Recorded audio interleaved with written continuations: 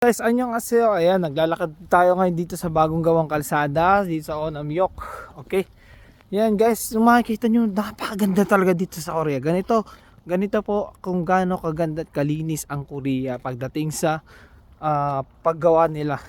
Ayan, napakita ko sa inyo guys. Ayan, bagong gawang kalsada yan guys ha. Look, ayan, kitang kita nyo ha. Bagong gawa po yan.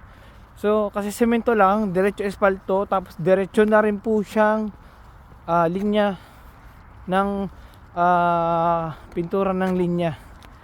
Ayan guys, ganito po kaganda at kagaling ang makinarya. At pag ano ba yun ang tawag doon, pag ano nila, pag construction yan ng kalsada at daan. Ayan ito makikita nyo, mga bricks lang to guys.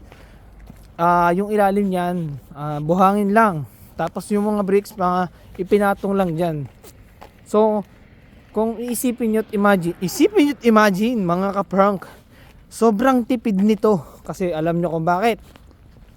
Hindi na kailangan gumamit ng semento para idikit yung mga bricks dyan sa sahig.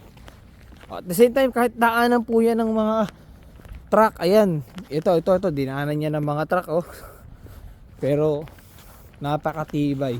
At the same time, ito makikita nyo po yung nasa gitnang daan niya yan. So maraming nag-iisip at nagtatanong, para saan ba to, itong yellow line na to na nandito sa gitna nitong pedestrian line na to. Okay, ano nga ba, para saan nga ba yun, yung dilaw na yan? Ito itong dilaw na to. So every time na minakakausap ako na kapwa ko OFW dito, EPS, tinatanong ko sila na para saan ba yung kulay dilaw na yan. Okay, so explain sa inyo guys. So yung dilaw na yan, para po yan sa mga bulag. Okay, para sa mga blind.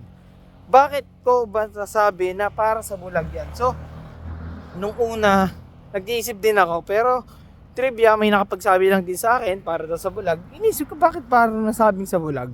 Okay, papakita ko din sa inyo kung bakit. Ayan.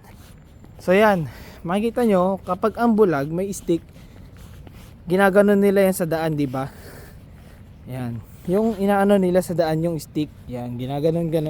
So yan, para malaman nila kung nasa na silang destinasyon. So kapag yung straight, yung ano nila, ibig sabihin dire-diretso lang. Pagdating dito may dot, meaning to say stop. Okay, so yan, stop. So pwede silang may mag-aalalay or diretso pa. Okay, pagdating sa kabila, ganun din.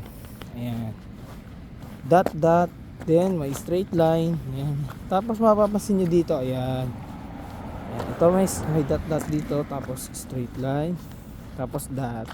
Ayan, ibig sabihin kasi tatawid na pedestrian lane. Okay, yan, di ba?